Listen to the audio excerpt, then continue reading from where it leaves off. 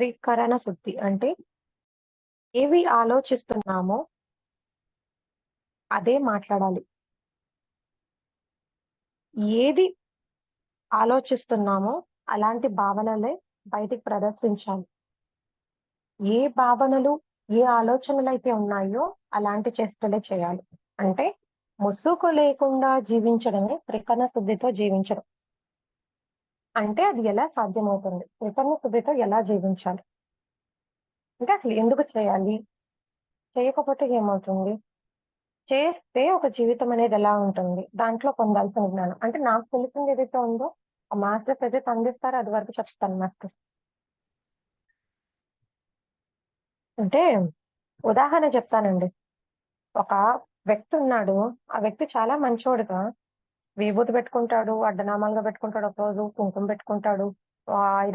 అంటే ఐరన్‌తో వేసిన ఒక బట్టలేసుకుంటాడు. ప్రతి ఒక్కరు ఎవరైనా కనిపించారా దండ పెట్టి నమస్కరిస్తూ ఉంటాడు. ఎవరిచ్చారా పెద్దవాళ్ళని కానీ అంతా చాలా గౌరవిస్తూ అట్లా ఉంటాడు. అంటే అలా ఒక వేషధారణలో, అలా ఒక ప్రవర్తనలో అలా ఉండడం వల్ల మంచి వ్యక్తి అనేది మనము ఏమన్నా సర్టిఫికేట్ ఇచ్చేయగలుగుతామా? లేదు.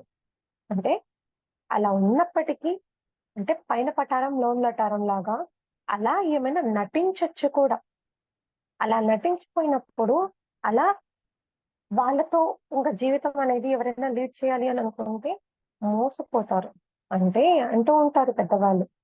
మోసం చేసేవాళ్ళున్నంత వరకు, మోసపోయే వాళ్ళున్నంత వరకు మోసం చేసేవాళ్ళుంటారు అని. అంటే అక్కడ వేషధారణ కావచ్చు, ఒక మాటల్లో, ఒక ప్రవర్తన తీరులో కావచ్చు. ఎందుకయ్యా అంటే అంతా చాలా మంచిగా ఉన్నారని చెప్పని అంతా ఒక వివాహం ఏదైనా ఉంటే అది కుదుర్చుకున్నారు. ఆ తర్వాత చూస్తే ఇలా అయ్యారు అనంటే, అందరితో ఏదో అంటే తన వంతు అట్లా ముందు అంటే ఒక ముసుగులాగా వేసుకున్నారు. ఆ ముసుగనేది ఎప్పుడైతే తొలగిపోయిందాయో అప్పుడు తెలుస్తుంది. అసలు వేషధారణ ఏంటి అనేది. అ అలాంటిదే ఆ ఉదాహరణతోనే త్రికరణ శుద్ధి మాస్టర్. ఎప్పుడైతే ఒక వ్యక్తి లోపల ఏం ఆలోచిస్తాడో అది నిర్భయంగా బయటికి అనర్గళంగా బయటకి చెప్పాలి. బయటకి కక్కాలి. అది ధైర్యం ఉండాలి దానికి. అప్పుడు కోపం ఉందా? కోపాన్ని అణిచిపెట్టేసుకోకూడదండి. అంటే అణిచిపెట్టుకోవాలి. మరీ విపరీతం అయిపోతే ఆవేశం అనేది ఇంకా మరీ ఇదిగా అయిపోతే. ఉండేది చూపించగలగాలి. నటించకూడదు. అంటే కొంతమంది ఉంటారు చూడండి. అబ్బా! ఏం చేసినా కోపం రావట్లేదు అని ముందంటారా? వెనక్కి పోయి చూస్తే చాలా కోపగించుకుంటారు. అంటే ఏ భావనలో ఉన్నారో ఒక సంఘటన వల్ల కానీ, ఒక సమస్య వల్ల, ఆ పరిసరాలలో ఎలాంటి ఒక భావన ఉందో అలానే చూపిచ్చాలి. ఇంకొకటి చేష్టాక్షేత్రం.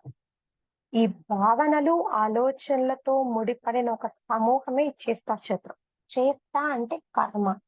అది మాటలతో కావచ్చు, ఒక చేతులతో చేసే ఒక కర్మ కావచ్చు, ఒక భావనలు ఒక వ్యక్తి పైన కానీ, ఆ సమస్య, ఆ సంఘం, ఆ చుట్టుపక్కల పరిసరాల మీద మన భావాలు అక్కడ వ్యక్తపరిచే విధానం కావచ్చు. ఇదంతా ఏంటి అనంటే చేష్టాక్షేత్రం. ఈ చేష్టాక్షేత్రం అనేది చాలా గొప్పదండి. ఆ గొప్ప కర్మలు అంటే పుణ్యాలు, పాపాలు, కర్మలు అదంతా పక్కన పెడితే, చేష్టాక్షేత్రమే ఒక మనిషి యొక్క వ్యక్తిత్వం. చేష్టలు అంటే ఎవరు ప్రతిరోజు గుడికెళ్ళేసొస్తారు ఒకరు. లేకపోతే ప్రతిరోజు ఒకరు ధ్యానం చేస్తారు. అబ్బా! అంతకన్నా అసలు బుద్ధుడు లాంటోడయ్యా అని అనుకునేదానికుందా? కాదు అనేదానికేమైనా ఉందా? లేదు. అంటే వాళ్ళు ఎలాంటి ముసుగులతో సొసైటీలో జీవిస్తున్నారనేది ఎవరికీ ఏమి తెలియదు మాస్టర్. ఆ ముసుగు అనేది లేకుండా జీవించగలగడమే త్రికరణ శుద్ధి. అంటే లోపల ఏ భావం ఉన్నాడో అదే వ్యక్తపరచాలి. ఇప్పుడు ఒక వ్యక్తి ఎదురు తారసపడ్డారండి. తారసపడినప్పుడు కోపం ఉందా వ్యక్తి మీద? కోపంతో చెప్పగలుగుతామా? లేదు. నటిస్తాం. అంటే వెనక తన గురించి ఒకలా మాట్లాడతాం. ముందుకొచ్చినప్పుడు ఏమైతుంది? ఓహ్! ఈ మనిషా చాలా చాలా వ్యక్తి అబ్బా! చాలా డబ్బుంది.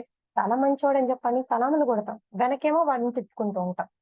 అంటే అక్కడ ఏమైంది? అదే వ్యక్తి గురించి మనం 2 ముసుగులేసుకున్నాం. చెడు వ్యక్తిగా వెనక మాట్లాడుకుంటున్నాం. మంచి వ్యక్తిగా ముందు మనం అతన్ని ప్రశంసిస్తూ ఉన్నాం. దానివల్ల ఏమైంది? కర్మ యాడ్ అవుతుంది. కర్మ ఎలా యాడ్ అవుతుంది అనంటే, మీ లోపల ఎవరున్నారు? పరమాత్ముడున్నాడు. పరమాత్ముడున్నప్పుడు ఏమవుతుంది? మీ లోపల ఆలోచనలు ఆ వ్యక్తి పైన ఉన్న వేరే రకంగా ఉన్నాయి. నువ్వేమో చూస్తే వేరే రకంగా ఆలోచిస్తూ ఉన్నావు. అంటే అది మోసుకొని అంటే నటించడానికే భూమి మీదకొచ్చి ఒక ముసుగేసుకొని ఇంకా నటిస్తున్నాం. అంటే వాళ్ళని ఎవరిని ఇక్కడ ఏం జడ్జ్ చేయట్లేదు కదా మాస్టర్స్. అంటే మనం అక్కడ మనల్ని మనం మోసం చేసుకుంటున్నాం. ఎలా మనల్ని మనం మోసం చేసుకుంటున్నాం అంటే ఒక మనిషిని లేకుండా తిట్టింది మనమే. ఆ మనిషి తినపడకపోవచ్చు. ఆ మనిషి ఉన్నప్పుడు ప్రశంసించింది మనమే. అది కనిపించొచ్చు. అంటే ఒక మనిషిలో 2 కోణాలు ఉండేది ఆ మనిషిలో ఉన్నాయో లేదో తెలీదు కానీ, మనలో మాత్రం 2 కోణాలున్నాయి. అది ఎలా అంటే వెనక మాట్లాడింది బ్యాడ్‌గా మాట్లాడాం. ముందేమో చూస్తే చాలా గొప్పగా ప్రశంసిస్తున్నాం. అంటే అక్కడ మోసపోయిందెవరు? మనల్ని మనమే. మోసగించుకునిందెవరు? మనల్ని మనమే. అంటే మోసపోయింది మనమే. మోసగించుకుంటుండేది మనమే. అంటే మన వ్యక్తిత్వాన్ని మనం కోల్పోయినప్పుడు ఒక నిర్దోషిలాగా అయిపోతాం మాస్టర్స్. వ్యక్తిత్వం అనేది చాలా చాలా గొప్పదండి. వన్స్ ఆ వ్యక్తిత్వం అనేది కోల్పోయిందా, ఏం చేసినా అనేది తిరిగి పొందగలం. అందుకే అంటుంటారు గదా! ప్రవర్తన, ప్రవర్తన, ప్రవర్తన. చిన్నప్పటి నుంచి మీ అమ్మ మీద భలే పెంచింది. మీ నాన్న భలే పెంచారంటారు. ప్రవర్తన అనేది చిట్ట చివర చనిపోయేంత వరకు అదే ఉంటుందండి మనతో. మంచిగా ప్రవర్తిస్తే 10 మందిని ఎక్కువ చేస్తుంది. ఇంక చెడుగా ఉంటే కనీసం ఒక్కరిని కూడా మన వెనకాలనేది ఉండదు. అంటే ఒక మనిషిని ఎంతో మందిని పోగు చేసుకోవాలనుకున్నా, వెనక ఒకరు కూడా లేకుండా చేసుకోవాలనుకున్నా మొత్తం అంతా కూడా మన ప్రవర్తన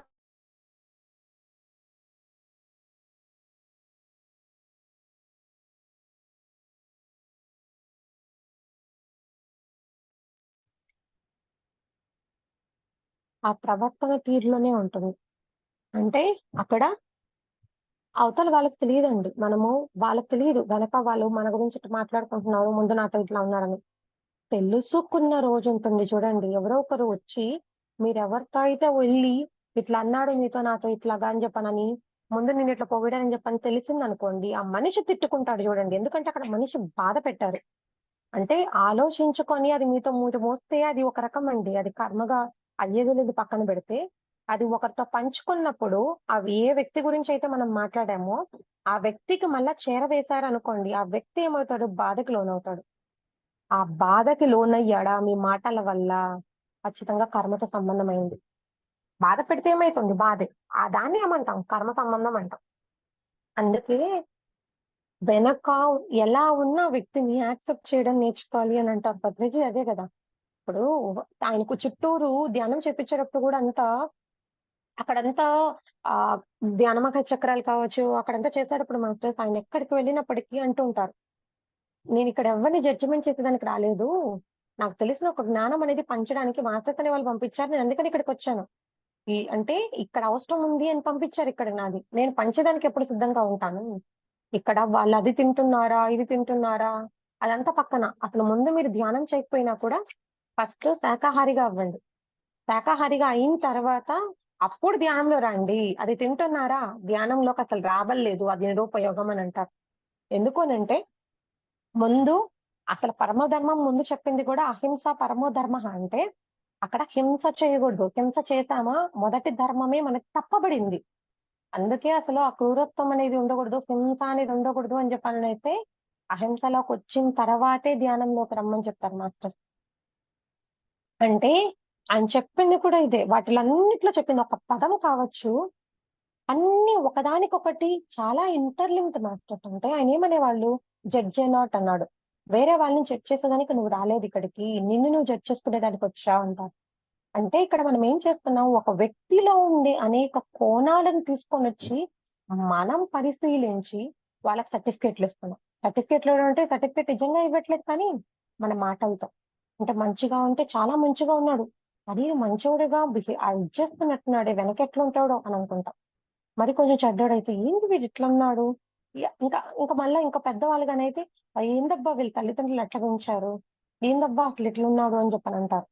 వీటన్నిటికి కూడా మోయాల్సింది కరమే. అందుకే మాస్టర్స్ చాలా మంది చూడండి, ఎక్కడో తెలియని సంబంధం ఉంటది. వచ్చేది తిట్టి రోడ్‌లో గూడా ఎళ్తున్నప్పుడు తిట్టేసెళ్తారు ఒక్కొక్కసారి. ఎందుకు తిట్టెళ్తారో తెలీదు. తిట్టేసెళ్తున్నారు అనంటే అక్కడ ఏది ఎవరు ఒక మాట అనేదానికి అసలు ఇది లేదండి. బంధువులైనా కూడా అసలు సంబంధం ఉండదు. ఎక్కడో ఏదో తల తోక లేని ఎక్కడో వాళ్ళొస్తారు. వచ్చి ఏదో ఒకటి అంటారు. ఎందుకు వస్తున్నాయి అవంతా అనంటే, ఇలాంటి ఒక కర్మల్ని క్లియర్ చేసుకునే దానికే. మీరు బాధ పెట్టారు. వాళ్ళొచ్చి బాధ పెట్టేసారు. అక్కడితో క్లియర్ అయిపోయిందక్కడ. అంటే మీరు ఎలాంటి కర్మని ఇస్తారో ఒకరికి, భూమి మీద ఉండే ఏ జీవికన్నా కావచ్చు. మీరు ఎలాంటి కర్మ చేయడం వల్ల వాళ్ళకి ఏ ఒక ప్రతిఫలం అనేది వాళ్ళు అందుకుంటున్నారు. బాధ పె బాధ పెడుతున్నారా? ఏడిపిస్తున్నారా? దుఃఖపరుస్తున్నారా? ఇంకేమైనా ఫిజికల్‌గా టార్చర్‌గా పెడుతున్నామా మాటలతో? అంటే ఏ ఒక్క రీతిలో వాళ్ళని ఒక కర్మ ఆధారితంగా మనం ప్రభావితం చేస్తున్నామో, అదే ప్రభావం మన మీద కూడా పడేలా చేస్తుంది విశ్వం అంతా. అంటే ఇక్కడ ఎప్పుడు అండి అంటే పాపం, పాపము, పుణ్యం ఇక్కడ వేస్తే ఏదైనా కూడా సమానంగా తూగుతాయండి. అంటే ఎవరు ఏది చేసుకుంటే వాళ్ళదే అన్నమాట. అంటే ఇప్పుడు ఇంకొకటి మాస్టర్స్ అంటే చాలా మంది ఏమనుకుంటారంటే పుణ్యాలు, పాపాలు దాని గురించి చూసి, ఓహ్! ఇప్పటి వరకు ఇట్లా చేశాను గదా! ఇక లాస్ట్ కొంచెం ముసలి దశ అట్లా వచ్చేసి వృద్ధాప్య దశ అట్లా వచ్చేసినప్పుడు, ఓహ్! ఇన్నిన్ని చేసి ఇట్లా బాధ పెట్టుంటాను గదా! ఈ కర్మలన్నీ తొలగిపోవాలి అని అంటే గోదానం జేయడమో, ఇంకా పంతులకి ఏదైనా యజ్ఞాలు, హోమాలు అవంతా చేపించుకోవడమో, లేకపోతే ఇంకెవరికైనా పిల్లలకి ఏదైనా అన్నదానం జేయడమో, ఇంకా వాళ్ళకి ఇంక వస్త్రదానమో, పుస్తకాల దానమో, ఇట్లా ఏదో ఒకటి జేస్తామనమాట. అలా చేసినప్పుడు వచ్చే పుణ్యం ఉంటుంది గదా! పుణ్యం సెపరేట్, పాపం సెపరేట్ అండి. మనకుండే జ్ఞానం ఏమంటుంటారంటే చాలా మంది పుణ్యము, పాపం బ్యాలెన్స్ అవుతుంది అనంటారు. పుణ్యం, పాపం సెపరేట్ అండి. 2 వేరు వేరు. 2 ఎక్కడ బ్యాలెన్స్ అవ్వవండి. ఇప్పుడు పుణ్యం చేశారా? పుణ్యం సెపరేట్‌గా అనుభవించాల్సిందే. పాపం సెపరేట్‌గా అనుభవించాల్సిందే. 2 వేరు వేరు.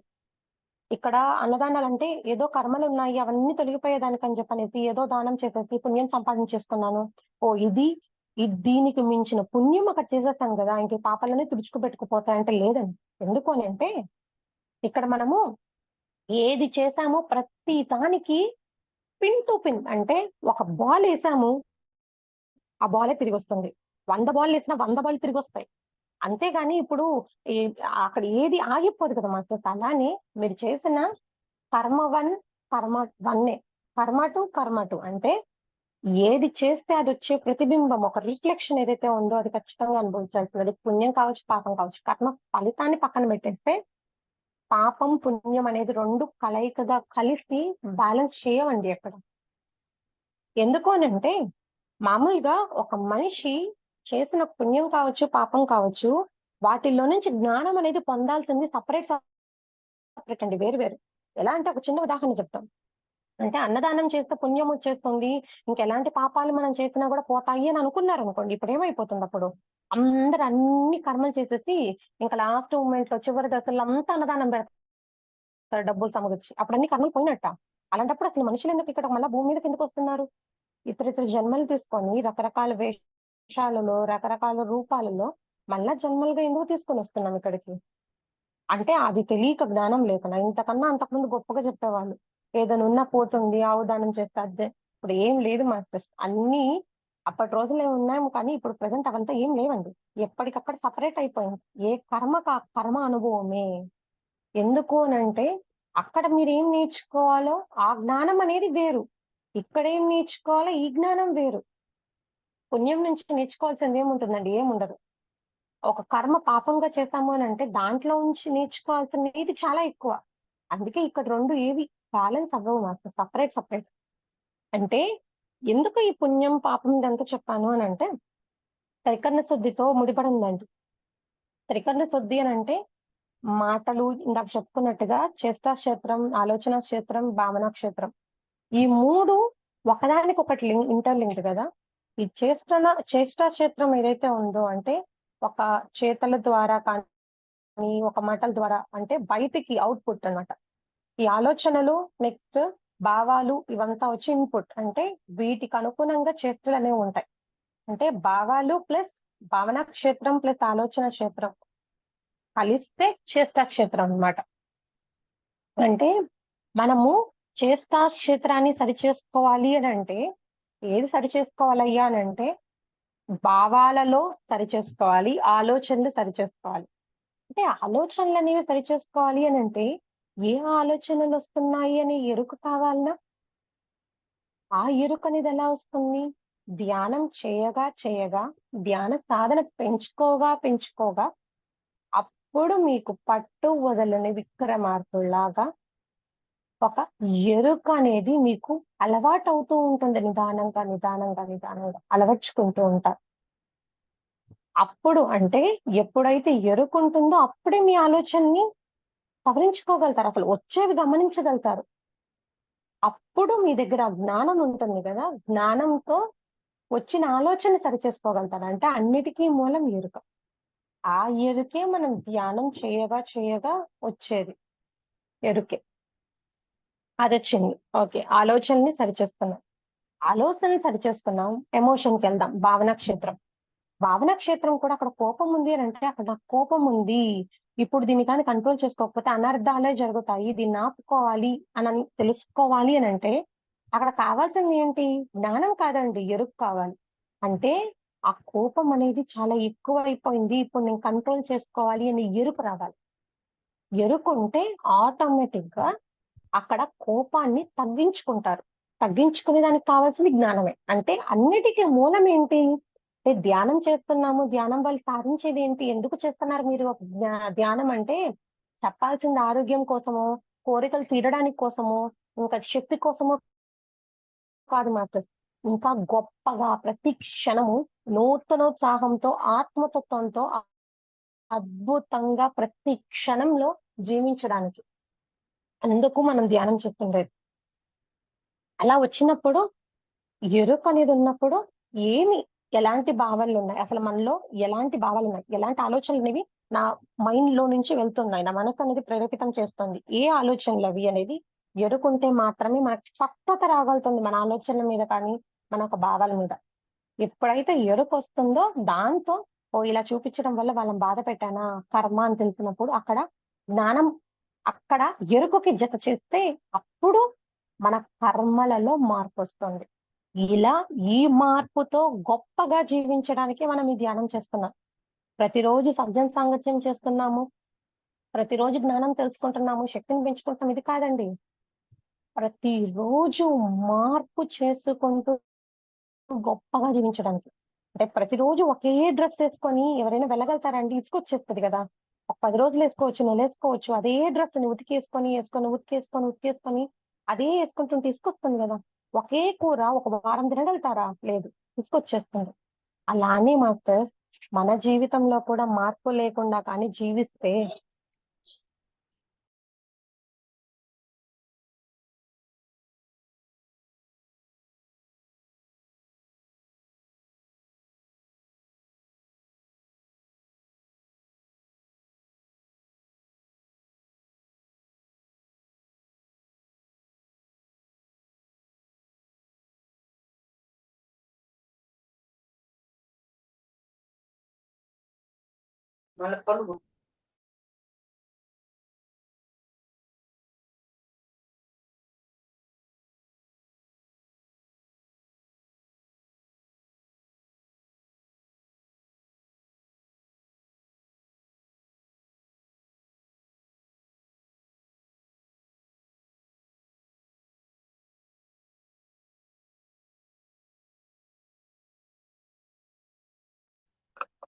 అలా అంత గొప్పగా జీవించడానికొచ్చామండి.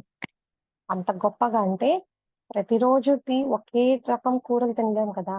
అలానే జీవితంలో ఏ మార్పు లేకుండా, ఎక్కడ ఏ సవరణ లేకుండా మనల్ని మనం ఉద్ధరించుకోకపోతే మన జీవితం కూడా అలానే ఉంటుంది. అంటే ఎలా వచ్చామో అలా వెళ్ళడానికి రాలేదండి ఇక్కడ. మనల్ని మనం మార్చుకుంటూ గొప్పగా జీవించడానికొచ్చాం. ఆ మార్పనేది లేకపోతే ఇక్కడ జీవితంలో అంటే ఎన్ని సంవత్సరాలైతే మనం ఇక్కడ ప్రయాణం చేస్తున్నామో అదంతా వ్యర్థమైపోతుంది. అంటే వ్యర్థమైన ప్రయాణం కోసం మనం భూమి మీదకొచ్చామో లేదా గొప్పగా ఇంకా మనల్ని మనం సవరించుకుంటూ, గొప్ప మార్పులు, పరివర్తన తెచ్చుకుంటూ, అద్భుతంగా చేసుకునేలాగా మనల్ని మనం మార్చుకుంటూ చేసుకునే దానికొచ్చాము. మనల్ని మనమే ప్రశ్నించుకోవాలి మాస్టర్స్. మార్పు అనేది లేకపోతే జీవితంలో ఎక్కడ ఏదీ లేదండి. అంటే ఇప్పుడు ఫిజికల్‌గా చూసుకుందాం. ఫిజికల్ బాడీతో చూసుకుందాం. అంటే చిన్న పిల్లవాడు అప్పుడే పుట్టాడు. ఆ పిల్లవాడిలో ఏం మార్పు లేకపోతే ఎలా ఉంటుంది శరీరము? అవయవాలు పెరగకుండా, జుట్టు ఏది పెరగకుండా అప్పుడే ఎలా అయితే ఉన్నాడో, ఆ ఎముకలు కావచ్చు, ఆ లోపల అవయవాలు కావచ్చు, ఒక రూపం కావచ్చు. అంటే అసలు ఏ మార్పు లేకుండా అలానే అంటే తల్లి అంటే అసలు 9 నెలల్లోనే చూడండి అసలు ఎంత మార్పు ఉంటుందో. ఆ పిండం అంటే చిన్న ఆవగింజ నుంచి అవయవాలంతా ఏర్పడి ఒక ఒక మాంసపు ముద్ద ఎలా ఫామ్ అవుతుందో చూడండి. అంటే మార్పు అనేది ప్రతి దాంట్లో ఉంది చూడండి. మార్పు లేకుండా ఎక్కడ ఆగిపోలేదు.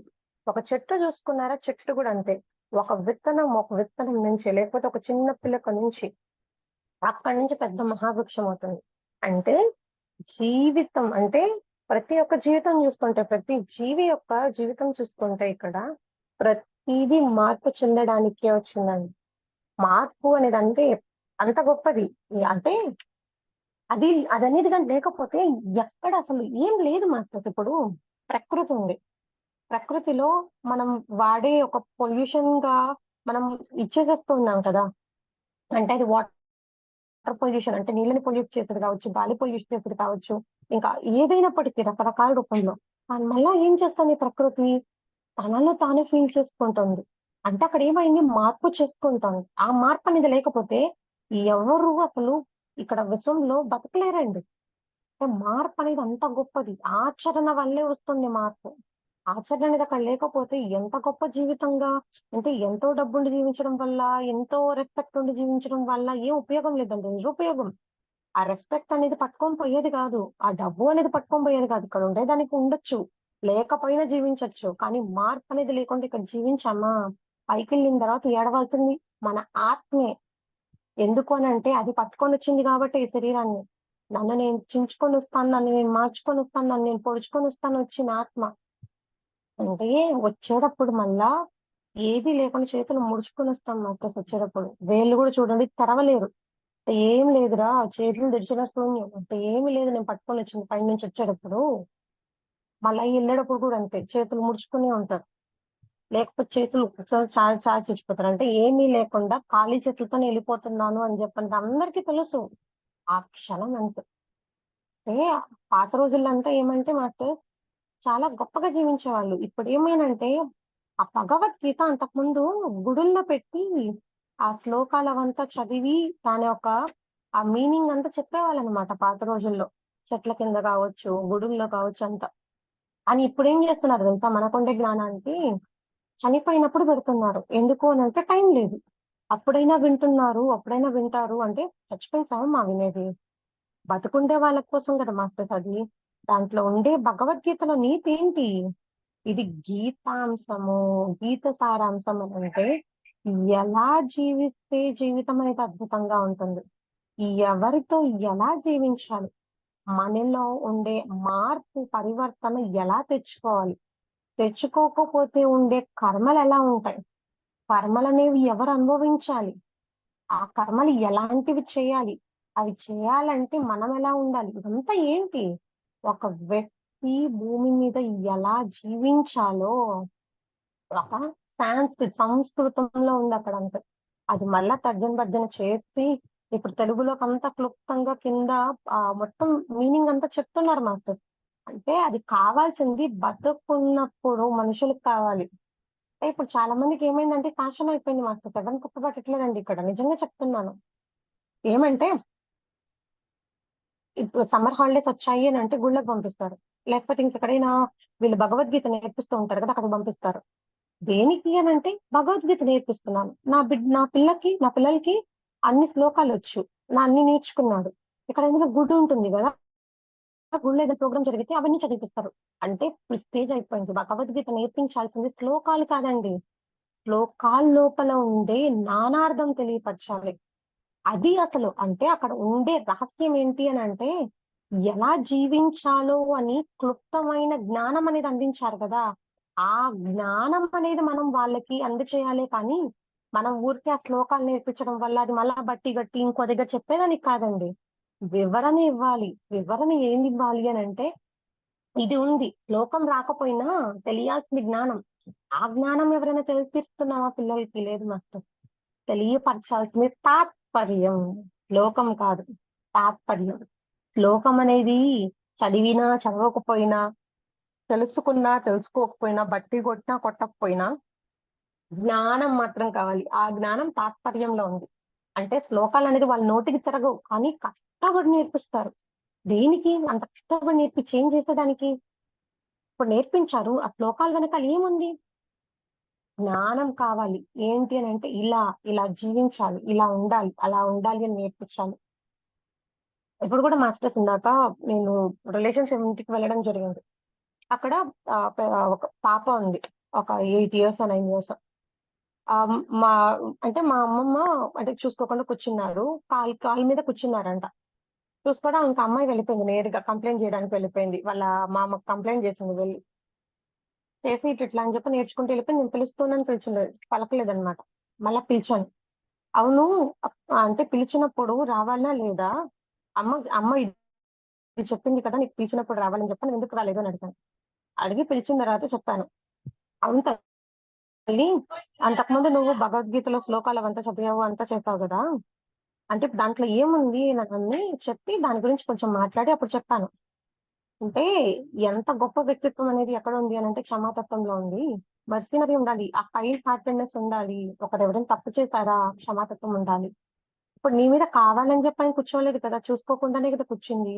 అంటే చిన్న పిల్లవి. నువ్వు చిన్న పిల్లవైనా పోయి కంప్లెయింట్ చేయడంలో పక్కన వాళ్ళని అక్కడ బాధ పెడుతున్నావు. అంటే వాళ్ళు నమ్మారు, లేదు ఇదంతా పక్కన పెట్టేసేయండి. అది చిన్నదే, చాలా చిన్నదే. అప్పుడు చెప్పిన తర్వాత అవును, సారీ అని చెప్పింది. నేను చెప్పమని చెప్పలేదు సారీ. కానీ తను సారీ చెప్పింది. నేర్పించాల్సింది చిన్న చిన్న విషయంలోనే అండి. ప్రతిదానికి బాధపడకూడదు. తప్పు చేశారా అప్పటి నుంచి చెప్పాలి. తప్పు చేశారా వేరే వాళ్ళు, నువ్వు పెద్ద మనసుతో క్షమించాలి అని. క్షమాపణ గుణం ఆ వయసు నుంచి రావాలని. పెద్దయినప్పుడు ఇప్పుడు మనం క్షమించమనంటే అహం అడ్డమొస్తుంది. అహం లేని ఆ వయసు నుంచి నేర్పించాలి ఆ పాఠం. క్షమాపణ అనే పాఠము అహం లేని వయసు నుంచి నేర్పించాలి. శ్లోకాలొక్కటి నేర్పించి అది ఏం ఉపయోగం లేదు మాస్టర్స్. అంటే మనం ఎలాగో ఇక్కడి వరకొచ్చేసాము. మనల్ని మనం మార్చుకోవాలి అనంటే చాలా కష్టపడుతున్నాం. కానీ అప్పుడే ఉదయిస్తున్న సూర్యుడులాంటి వాళ్ళు. ఒక వెలుగు అంత వెలుగొస్తుంది. భవిష్యత్తులో వాళ్ళే మాస్టర్స్ ఉండేది. వాళ్ళకంత గొప్పగా జ్ఞానం ఇవ్వాలి. ఒక శ్లోకము చదవండి. పిల్లలు ఉంటే మనవళ్ళు, మనవరాళ్ళంతా మీ దగ్గరే ఉంటారు మాస్టర్స్. పెద్దవాళ్ళున్నారు రూమ్‌లో. వాళ్ళొచ్చినప్పుడు ఆ శ్లోకం లోపల తాత్పర్యం చదవండి. ఇలా ఉండేదానికి. అసలు భగవద్గీత అంటే ఏంటి? దాంట్లో ఏముంది? ఎందుకు చదవాలి? చదివిన తర్వాత ఎలా జీవించాలి? అది చెప్పాలి. ధర్మం కోసం జరిగిన కురుక్షేత్ర యుద్ధం గురించి చెప్పాలి. అంటే ఒక యుద్ధమే జరిగింది. కురుక్షేత్ర యుద్ధం. అన్ని రోజులు జరిగిందంటే దేనివల్ల? ధర్మం కోసం. ఒకడి సొమ్ము ఒకడు లాక్కునేదానికి కాదండి. అక్కడ ధర్మం కోసం జరిగింది. అవి చెప్పాలి. కృష్ణుడు, పాంచాలి ఒక బంధం ఎలా ఉండిందో అలా చెప్పాలి. ఆ పాంచాలి ఎలా ఉండిందో దాంట్లో అంతా ఉన్నాయి సీరీస్‌లన్నిట్లో. అవి చూపించాలి. అవి చెప్పాలి. ఆమె ఎంతో పడింది. దాని వల్ల జరిగినంటే స్త్రీ తత్వం. స్త్రీని ఎలా ప్రేమించాలి? ఎలాంటి దృష్టికోణంతో చూడాలి? ఎలా జీవించాలి? సంఘంలో పురుషుడే లేడండి. స్త్రీలు కూడా ఉన్నారు. వాళ్ళని అవమానించకూడదు. ఒక తల్లిగా ప్రతి ఒక్కరిని చూడాలి అన్న జ్ఞానం అందించాలి. అలా జరిగినప్పుడంతా రేపులు ఇవంతా జరగవండి. క్షణికావేశంలో బుద్ధి అనేది తప్పదారి పడినప్పుడే ఇవన్నీ జరుగుతున్నాయి. తప్పదారి పడుతోంది అనంటే సరిచేయాల్సింది తర్వాత నెక్స్ట్ జనరేషన్‌ని ఇప్పుడొచ్చే జనరేషన్‌ని సరిచేయాలి. ఆ జనరేషన్ అనేది చెడిపోయిందా ఇంకా ఇంతకన్నా క్రూరంగా ఉంటుంది భూమి మీద ఒక జర్నీ అనేది. దాన్ని సరిచేయాలి అనంటే చిన్న తరం ఉంది గదా! ఇప్పుడు. అంటే ఎప్పుడంటే యూత్‌ని ఏం సరి చేయలేం మాస్టర్స్. అది మన తరం కాదు. యూత్‌ని సరిచేయడం అనేది చాలా కష్టం. మనం సరి చేయగలిగింది ఏదైనా ఉంది అనంటే చిన్న పిల్లలున్నారు కదా! వాళ్ళకి చిన్నప్పటి నుంచి ఆ జ్ఞానం అనేది మనం అందించాలి.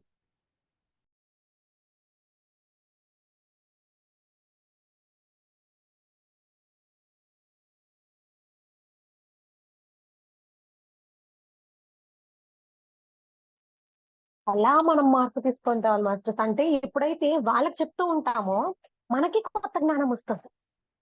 అంటే ఇంకొకటి ఆ కొత్త జ్ఞానం మనం తెలుసుకునేటప్పుడు, మనం చేసిన గత కర్మలు గూడా గుర్తొస్తాయి. గత జన్మవి గాదండి. ఈ జన్మలోనే ఇప్పటి వరకు గతంలో ఉంటాయి గదా! ఆ కర్మలు గూడా గుర్తొస్తాయి. ఆ కర్మలు గుర్తొచ్చినప్పుడు మాస్టర్స్ అది మనముని ఆలోచింపచేస్తుంది కొత్త జ్ఞానం. ఓహ్! ఇలా అన్నాను కదా! ఓహ్! అది తప్పా? సారీ చెప్పుకుంటాం. అప్పుడు అక్కడి నుంచి రిలీజ్ అవుతాం. ఎందుకు అనంటే వాళ్ళు ఫిజికల్లీ ఉన్నారనుకోండి, వెళ్లి వాళ్ళని సారీ చెప్పారనుకోండి అక్కడితో క్లియర్ అవుతుంది మాస్టర్స్ నిజం. అందుకే అహంకారం అనేది పక్కన పెట్టి చేసేది తప్పు అని ఎప్పుడైతే పశ్చాత్తాప పడతారో అక్కడ వాళ్ళ కర్మ దగ్ధమవుతుంది. మళ్ళా శరీరం తీసుకోవలేదు గదా! అంటే చేసిన తప్పు ఎప్పుడూ ఒప్పుకోవాలండి. అది ఒప్పుకున్నప్పుడు ఏమవుతుంది అనంటే మళ్ళా మరుసటి శరీరం తీసుకొని దాన్ని మళ్ళా కర్మగా అనుభవించాల్సిన అవసరం లేదు. ఆ జన్మలో చేసేది తప్పు అని చెప్పని తెలుసుకొని పశ్చాత్తాపంతో ఎదురుపడి ఆ వ్యక్తితో క్షమాపణ కోరారా, అక్కడ తప్పనేది దగ్ధమవుతుంది మాస్టర్స్. అంటే అంత గొప్పది జ్ఞానం. అంటే చేసింది తప్పు అని తెలుసుకోవాలి అనంటే అక్కడ కావాల్సిందేంటండి? కొత్త జ్ఞానమే. ఆ కొత్త జ్ఞానం అనేది ఈ ధ్యానం ద్వారా మనం రోజు చెప్పుకుంటూ ఉన్నాం. పుస్తకాలు చదువుతున్నాం. దాని వల్ల వస్తుంది కొత్త జ్ఞానం. అంటే వీటన్నిటి వల్ల కొత్త కర్మలేవైతే ఉన్నాయో చేసినవి, అవి కూడా క్లియర్ చేసుకునే అంత గొప్ప ప్రయాణం మనం చేస్తుండేది. తప్ప వెళ్లి కాళ్ళ మీద పడినా కూడా తప్పులేదండి. రైటా ఎవరికీ వంగాల్సిన అవసరం లేదు. అంటే అక్కడ మనం క్లియర్ చేసుకోవాలి అక్కడ ఉండేది అనంటే మాత్రం అది తెలిసిందా నేను తప్పు చేశాను అనంటే, ఆ ఎదురుగా ఒక మనిషి ఉన్నాడు చెప్పలేకపోతున్నామంటే గుర్తుపెట్టుకోండి మాస్టర్. చిన్నైనా, పెద్దయినా ఎవరితో ఎలా ప్రవర్తించి మనం తప్పు చేసినప్పటికీ క్షమాపణ ఖచ్చితంగా చెప్పాలి. అలా క్షమాపణ చెప్పుకున్నప్పుడు ఆ ప్రారబ్ధ కర్మలని చెప్పుకుంటాం కదా! సంచిత కర్మలంటే మనం మోసుకొనిచ్చినవండి. ఆ ప్రారబ్ధ కర్మలనేవి కొత్త జ్ఞానం వల్ల చేసేవి ఆపుతాము. చేసినవి మనం ఇది కర్మ, మనల్ని ఇట్లా బాధ పెట్టాము అని చెప్పని జ్ఞానం పొందిన తర్వాత ఎప్పుడైతే క్షమాపణ వాళ్ళతో పోయి చెప్పుకొని క్లియర్ చేసుకుంటామో అక్కడితో కర్మ అనేది పోతుంది. ఎందుకు అనంటే వాళ్ళు శరీరంతో ఉన్నారు. మీరు శరీరంతో ఉన్నారు. కావాల్సిందేంటి? మీరు జ్ఞానం పొందాలి. కావాల్సిందేంటి? వాళ్ళు క్షమించాలి. క్షమాపణ వాళ్ళు పొందుతున్నారు. మీరు జ్ఞానం పొందారు. ఇంక కర్మ అనేది అక్కడ దగ్ధం అవ్వలేదా? అంటే శ్రీకృష్ణుడు చెప్పింది కూడా ఏంటి? ఈ భగవద్గీత అనేది ఒక జ్ఞానం అంతే. జ్ఞానం అంటే ఆ జ్ఞానం ఎప్పుడైతే పొందారో మీలో పరివర్తనొస్తుంది. జ్ఞానాన్ని అక్కడ ఆచరించడం వల్ల. ఆచరించిన దాని వల్ల కర్మలనేవి దగ్ధమవుతాయనంటారు. అదే కదా జరుగుతోంది. అదే ఇప్పుడు జరుగుతోంది. ఈ జ్ఞానం అనే ఒక వీచిక ఏమవుతుంది? వీచికతో కర్మల్ని దగ్ధం చేసుకుంటూ మరుసటి శరీరం మళ్ళా పట్టుకొని రాకుండా ఏవైనా మనకు గుర్తున్నాయా? అక్కడేమైనా క్షమాపణ ఉందా? చెప్పడం తప్పే లేదు. చిన్నపిల్లలైనా, పెద్దవాళ్ళైనా క్షమాపణ అనేది కోరుకోవచ్చండి. తప్పు తప్పే. పెద్దవాళ్ళు చేసినా తప్పే అంటారు. చిన్నవాళ్ళు చేసినా తప్పే అంటారు. దాంట్లో పెద్దవాళ్ళు చేసిన దానికి ఇంకో పేరు, చిన్నవాళ్ళు చేసిన దానికి ఇంకో పేరు లేదండి. అంటే వ్యక్తులు కానీ ఉన్నారా? మీతో శరీరంతో ఉన్నారా? తప్పు చేశారని మీకు తెలుసా? మీ లోపల ప్రశ్నిస్తోందా? మార్చుకోండి. కర్మల్ని అక్కడ క్లియర్ చేసుకోండి మాస్టర్స్. నిజం. ఓపెన్‌గా ఎందుకొచ్చిందో మరి నాకు తెలీదండి. ఇన్ని రోజులు నాకు తెలీదిది. అంటే ప్రామిస్‌గా నాకసలు ఈ కాన్సెప్ట్ ఇదంతా తెలీదండి. మాస్టర్స్ అందచేసిందే ఇది. ఎందుకు అందించారో మరి తెలీదు కానీ, కర్మలు ఇలా గూడా క్లియర్ చేసుకోవచ్చు. చేసిన తప్పులేవైతే ఉన్నాయో అవి క్లియర్ అవుతాయంట. ప్రారబ్ధ కర్మలనేవి శరీరంతో ఇద్దరు ఉంటే వాళ్ళని క్షమాపణ కోరి, వాళ్ళు గాని క్లియర్ చేసుకొని, వీళ్ళు పశ్చాత్తాపన పడితే ఆ జ్ఞానంతో, అక్కడితో ఆ ప్రారబ్ధ కర్మలు గూడా క్లియర్ అవుతాయంట. చూడండి మాస్టర్స్ అంటే ఎందుకు ఈ ధ్యానం అనేది చెప్తూ ఉండాలి జ్ఞానం అనంటే, తెలియనిదేదో వస్తుంది. చెప్పేది నాకు తెలీదు. ఓహ్! నిజమా? ఇట్లానా? నాకిప్పుడు ఇదివరకు ఎందుకు తెలియలేదనిపిస్తుంది. మీకు చెప్పడం వల్ల నాకు తెలిసింది. ఇదే జ్ఞానం. అందుకే ప్రతి ఒక్కరు చెప్పండి, క్లాసెస్ చెప్పండి అనంటే ఇందుకే మాస్టర్స్. ఒక్కొక్కరిలో ఒక్కొక్క రకమైన జ్ఞానం ఉంది. అనంతమైన జ్ఞానం కదా! ఒకటే ఇదే కరెక్ట్ అని కాదండి. ప్రతీది కరెక్టే. అందాల్సింది ఆ టైంలో అందుతుంది అంతే. అందుకే అంటారు చూడండి. క్షమాపణ అనేది చాలా గొప్పది. ఎందుకనంటే మనిషిలో ఉండే అహంకారాన్ని తీసిపెడుతుంది. ఇగో అంటారు గదా! ఇది పక్కన పోతుంది. ఎవరికైనా కూడా తల వంచి అక్కడ తప్పుందా వాళ్ళని పోయి క్షమాపణ కోరుతున్నామనంటే అంత గొప్పది. చాలా చక్కగా ఎంత అద్భుతమైన జ్ఞానమో మాస్టర్స్ అందిస్తూ ఉన్నారు. చాలా అద్భుతమైన జ్ఞానం అండి. ఎంత అందుకుంటున్నామని కాదు మాస్టర్స్. దాంట్లో ఎంత మనం కనీసం గోరంతైనా ఆచరిస్తున్నామా లేదా అనేది. గోరంతైనా మనం ఆచరిస్తున్నామా లేదా? మనలో మార్పనేది వస్తుందా లేదా? విన్న జ్ఞానం అనేది ఉపయోగపడకపోతే వ్యర్థమే. అంతే కదా! ఇప్పుడు విన్నాము గంట. విన్న జ్ఞానం అనేది మీరు జీవితంలో అప్లై చేయకపోతే వ్యర్థమే కదా మాస్టర్స్ విని. గొప్పగా జీవించడానికి ఈ జ్ఞానం అనేది మనం ఆచరణ అనే ఒక అడుగు వేసి ముందుకి తీసుకొని వెళ్ళలేకపోతే ఎన్ని గంటలు విన్నా, ఎన్ని రోజులు విన్నా అంటే జ్ఞానం అంతా ఒకటే మాస్టర్. రకరకాలుగా, రకరకాల ఒక ఉదాహరణలతో కానీ, లేకపోతే ఇంకేదైనా సిచ్యువేషన్స్ తో కానీ, సమస్యలతో కానీ, అంటే వేరే రకంగా వ్యక్తపరచు. జ్ఞానం అనేది ఒక్కొక్కరు ఒక ఓన్ ఫీలింగ్స్ కదండి. ఒక్కొక్కరు ఒక్కొక్క అనుభూతిగా పొంది చెప్పగలుగుతూ ఉంటారు. అది అనేది మార్పు చెందుతూ ఉండొచ్చు కానీ, ఓవరాల్ గా మొత్తంగా చూసుకుంటే జ్ఞానం అంతా ఒకటే. ధర్మం ఇదంతా దాంట్లో లేదా? సత్యంగా ఉండాలని తెలియదా? అబద్ధం కూడా అండి ఊరికే చెప్పకూడదు మాస్టర్. ప్రాణం పోతుందా అక్కడ చెప్పాలి. ఎందుకు అనంటే అబద్ధం అనేది మిమ్మల్ని మీరు మోసం చేస్తున్నారు. పక్క వాళ్ళని మోసం చేయడం. అబద్ధం అంటే చిన్న చిన్న వాటికి అంతా అందరూ అబద్ధాలు చెప్పకూడదండి. అబద్ధం కూడా చాలా తప్పు. అందుకే కదా సత్యహరిశ్చంద్రుడు సత్యహరిశ్చంద్రుడు అని అంటారు. ఆయనకి ఎందుకు అంత పెద్ద ఇది వచ్చింది బిరుదు? అబద్ధం అని అంటే మరీ ప్రాణం మీదకి వచ్చింది. అప్పుడు మిమ్మల్ని మీరు కాపాడుకునే దాంట్లో అప్పుడు చెప్పారా పర్వాలేదు మాస్టర్స్. కానీ ఒక వ్యక్తిని మోసం చేస్తూ మిమ్మల్ని అసలు ముందు మాస్టర్స్ ఒక్కటి గుర్తుపెట్టుకోండి. మనము మోసం చేస్తున్నాము వేరే వాళ్ళని అని అంటే ముందు మనల్ని మనం మోసగించుకుంటూ వాళ్ళని మోసం చేస్తున్నాం అది గుర్తుపెట్టుకోవాలి. మర్చిపోకూడదు. ఎరుకలో ఉండాలి. మనం మోసం చేస్తున్నాం వాళ్ళని అని అంటే మనం ఎంత స్థితికి దిగజారిపోయి మనల్ని మనం మోసగించుకుంటూ వేరే వాళ్ళని మోసం చేస్తున్నాం అనే జ్ఞానం కావాలి. జ్ఞానం ఎలా వస్తుంది? మనం చేసే తప్పు అనేది మాస్టర్స్ ఎవరు ప్రశ్నించకపోతే, లేకపోతే మనం చేస్తుండే తప్పు అనేది జ్ఞానం కొత్తగా వినకపోతే, మనం ఎలా చేస్తున్నాము అనేది ఎవరికి అర్థమవుతుంది? నాకైనా కూడా నేను చేసినంతా రైటే అనుకుంటాను. పక్కన వాళ్ళు ఎవరో ఒకరు వచ్చి అట్లా కాదమ్మా చేసినవి తప్పు అని చెప్పి ఎవరో ఒకరు అంటే పెద్ద కావచ్చు, చిన్న కావచ్చు చెప్పినప్పుడు అర్థమవుతుంది. ఓ ఇలా తప్పు కదా నేను చేశాను. ఎందుకంటే ఎరుకను కోల్పోతాను. ఎరుక అనేది అంత గొప్పదండి. ఎరుకతో ఉండి జ్ఞానంతో జీవిస్తే ఆచరించి చాలా అద్భుతమైన ప్రయాణం అండి.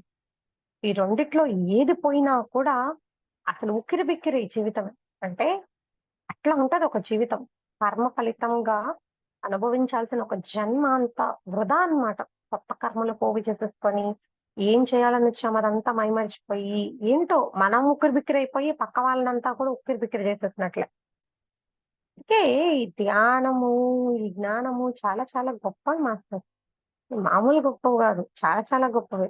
అంటే ఆచరిస్తూ ఉన్నప్పుడు తెలుస్తుంది. ఓహ్! విన్నానా? ఓహ్! ఇది మాట్లాడాను కదా! ఇది నేను సవరించుకుంటున్నా.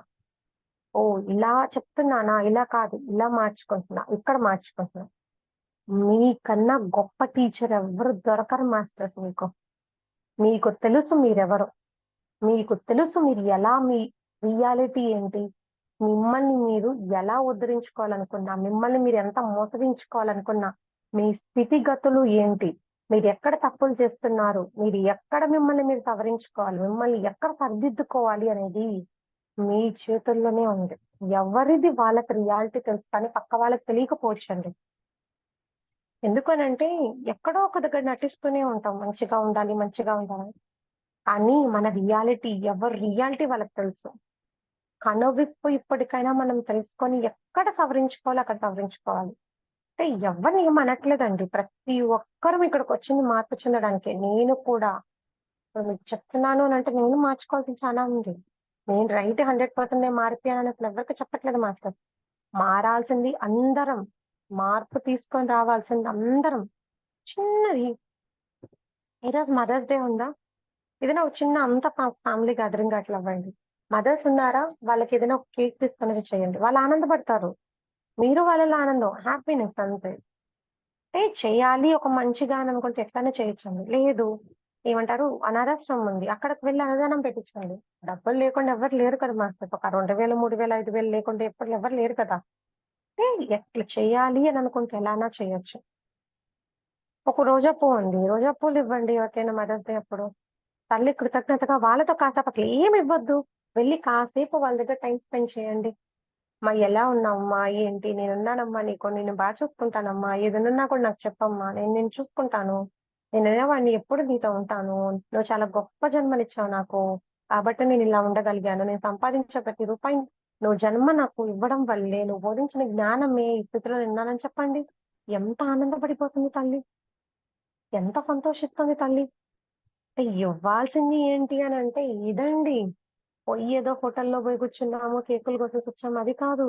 తల్లితో టైమ్ స్పెండ్ చేయాలి. తల్లితో టైమ్ స్పెండ్ చేయాలి. హగ్ చేసుకొని ఒక్క ముద్దు పెట్టండి. ఆడ అయినా మగ కావచ్చండి. ఆడ, మగ ఏం తారతమ్యం లేదండి తల్లికి. అందరూ బిడ్డలే. ఒక్క హగ్ చేసుకొని ఒక ముద్దు పెట్టండి. ఆనందపడిపోతుంది ఆ తల్లి. అబ్బా! నా బిడ్డ నా దగ్గరకొచ్చింది అని. చిన్న చిన్నవి చేయొచ్చండి మనమందరం. చెయ్యలేనిది ఇక్కడ డబ్బులు అనేది కూడా పక్కన పెట్టేసేస్తే ప్రేమకి ఎంత విలువైనదంటే అది అనేది కొనలేము మాస్టర్స్. ఎంత హోటల్‌కి తీసుకొని పోయి 5 స్టార్ హోటల్ తీసుకొని పోయినా మీ అమ్మకేదో పెద్ద వడ్డానం చేపిచ్చి వేసిన వయసులో అంతా దిగదుడితే. ప్రేమ అనే దాని ముందు అన్నీ దిగదుడితాయి. అన్నీ దిగదుడితాయి మాస్టర్స్ నిజం. అంటే నా గురించి నేను గొప్పగా చెప్పట్లేదు గానీ, అమ్మకి చెప్పానండి. మా అమ్మమ్మ పెద్దవాళ్ళయిపోయారు కదా! ఆమె ఉంటారో లేదో మళ్ళా నెక్స్ట్ సంవత్సరానికి ఆమె దగ్గర చేసుకో అని చెప్పన్నాను. అక్కడికే వెళ్ళాం. అమ్మమ్మ ఇంటికి వెళ్లి అమ్మ, పెద్దమ్మ వాళ్ళు అక్కడికొచ్చారు. అక్కడ చేసుకున్నాం. అక్కడుండి ఇంకా కేక్ తీసుకొనొచ్చి అక్కడ చేపిచ్చాం. అమ్మమ్మని అడుగు ఏం గిఫ్ట్ కావాలో నువ్వు కొనివ్వాలి గదా! ఆమెకి ఇప్పటి వరకు నువ్వేమి ఇవ్వలేదు కదా! అన్నా. ఆమె అడిగితే మట్టి కూజ అడిగిందంట. కుండలాగా నీళ్లు, చల్ల నీళ్లు తాగడానికి. అది తీసుకొని రా చాలు అనింది. అమ్మమ్మకిచ్చాను తీసుకొనొచ్చి. ఆ తర్వాత అమ్మకనుకున్నాను. అవును చాలా రోజుల నుంచి ఆ మట్టి పాత్రలో చేయాలనుకుంటుంది గదా! అని చెప్పని మట్టి పాత్రలిచ్చాను అమ్మకి. అంటే డబ్బు అనేది కాదు మాస్టర్స్ అక్కడ. మట్టి పాత్రలు ఎంతవుతాయి చెప్పండి? ఆమె ఎప్పుడో అనుకునింది. నాకప్పుడు టక్కని గుర్తొచ్చి ఇచ్చాను. అంటే నా గురించి చెప్పట్లేదండి. అంటే చెయ్యాలి అని అనుకుంటే చిన్న మట్టి పాత్ర ఎంత 200, 300 లేవా మన దగ్గర. తీసుకొనివ్వచ్చు. చాలా ఆనందపడతారండి. పిల్లలకి మనం కాకపోతే ఇంకెవరు అందిస్తారు వాళ్ళకి? మన తల్లిదండ్రులు. వాళ్ళెప్పుడూ మన పిల్లలు బాగుండాలి, మన పిల్లలు బాగుండాలి అని చెప్పని ఎంతో చేస్తేనే ఈ యొక్క స్థితికొచ్చాం. ఈ జన్మలో మీరు సంపాదించే ప్రతి రూపాయి, మీరు సంపాదించి మిమ్మల్ని మీరు ఉద్ధరించుకునేది కావచ్చు. మీ యొక్క జీవితం అంతా కూడా చూసుకుంటే ఇప్పటి వరకు తల్లి, తండ్రి ఇచ్చిన ఒక భిక్ష అండి. ఎందుకనంటే వాళ్ళు యాక్సెప్ట్ చేశారు మనల్ని కనడానికి. అది ఎలా చూసుకున్నారో అదంతా పక్కన పెడితే అండి, వాళ్ళు మనల్ని యాక్సెప్ట్ చేశారు కదా! అక్కడే గెలిచారు వాళ్ళు మనల్ని. మనం వాళ్ళని అక్కడ గెలిచాం. వాళ్ళకి ఈరోజు అంటే ప్రతిరోజు మదర్స్ డే అండి. ప్రతి ఒక్కరు అంటే టైం అనేది రాకపోవచ్చు. ప్రేమను చూపించడానికి. ఈరోజు కనీసం అంటే కూర్చొని వాళ్ళ దగ్గర టైమ్ స్పెండ్ చేస్తే ఒక అరగంట, ఒక 10 నిమిషాలు, 15 నిమిషాలు చాలండి. వాళ్ళు అనేవాళ్ళు మనతో ఎన్ని రోజులుంటారో అంతవరకు మనం చూసుకోగలుగుతాం my dear masters and god. మార్పు, పరివర్తన ఏంటి అనంటే ఇదే అండి. మారాల్సింది ఎక్కడ ఏంటి అనంటే ఇవి చిన్నవి. చాలా చిన్నవి. బతికినప్పుడు ఎవడి విలువ తెలీదండి. చచ్చిపోయినప్పుడు ఫోటోల్లో చూసుకొని, ఆ జ్ఞాపకాలు నెమరేసుకోవాల్సిందే. జ్ఞాపకాలకెళ్ళొద్దండి. ఉన్నప్పుడు గొప్పగా చూసుకోగలగాలి అది. ఫోటోలకొచ్చి గొప్ప గొప్ప మాలలేసి, ఆ రోజు అన్నదానాలు చనిపోయిన రోజున అన్నదానాలు, ఆ దానాలు, ఈ దానాలు చేయడం వల్ల ఎవరికేం రాదండి. కాకికి అన్నం ముద్ద పెట్టినంత మాత్రాన ఏం జరగదు మాస్టర్. మారాల్సింది ఎక్కడనంటే బతుకున్నప్పుడు తల్లిదండ్రులను బాగా చూసుకోవడం తెలియాలండి. చూసుకోలేదా వ్యర్థం అండి. తల్లిదండ్రులు ఎలాంటి వాళ్ళైనప్పటికీ మనం చూసుకోవాల్సిన ఒక బాధ్యత మనది. గుర్తుపెట్టుకోండి మాస్టర్స్. చాలా మందికి ఉండుండొచ్చు, లేకపోయుండొచ్చండి. కానీ ఉంటే మాత్రం చాలా బాగా చూసుకోండి వాళ్ళని. చాలా గొప్ప వాళ్ళండి వాళ్ళు. అంటే వాళ్ళు అనేది ఎలాంటి ఒక జీవితం అనేది వాళ్ళు అనుభవించొచ్చు. మనల్ని ఎలా చూసుకోండొచ్చు కానీ, ఎప్పుడు మనం కృతజ్ఞులై ఉండాలి. ఎందుకు అనంటే తల్లి నవమాసాలు మోసి ఆ తండ్రి సాకి అంతా చేస్తే మనం ఈ స్థితిలో ఉన్నాం కాబట్టి వాళ్ళకెప్పుడు కృతజ్ఞులై ఉండాలి మనం. మరొకసారి అందరికీ కూడా రూమ్‌లో ఉండే ప్రతి ఒక్కరికండి. మదర్స్ అయిన వాళ్ళకి, కాబోయే మదర్స్‌కి అందరికీ కూడా happy mothers day. Okay masters. చాలా చక్కగా అద్భుతమైన జ్ఞానం తెలుసుకున్నాం. మాస్టర్స్‌కి అందించిన మాస్టర్స్‌కి ప్రతి ఒక్కరికి శతకోటి కృతజ్ఞతలు, ఆత్మ ప్రణామాలు. Thank you. Thank you. Thank you. అలానే హాస్టల్ పిరమిడ్‌కి థాంక్స్ చెప్పుకుందాం. Thank you. Thank you. Thank you. అలానే మనం ధ్యానానికి సహకరించిన విశ్వానికి, మీ శరీరానికి, మీ శరీరం లోపల ఉండే పరమాత్ముడికి, ధ్యానం ద్వారా పొందిన శక్తికి, మీకు సహకరించిన కుటుంబ సభ్యులకి అందరికీ కూడా శతకోటి కృతజ్ఞతలు తెలుపుకుందాం. Thank you. Thank you. Thank you.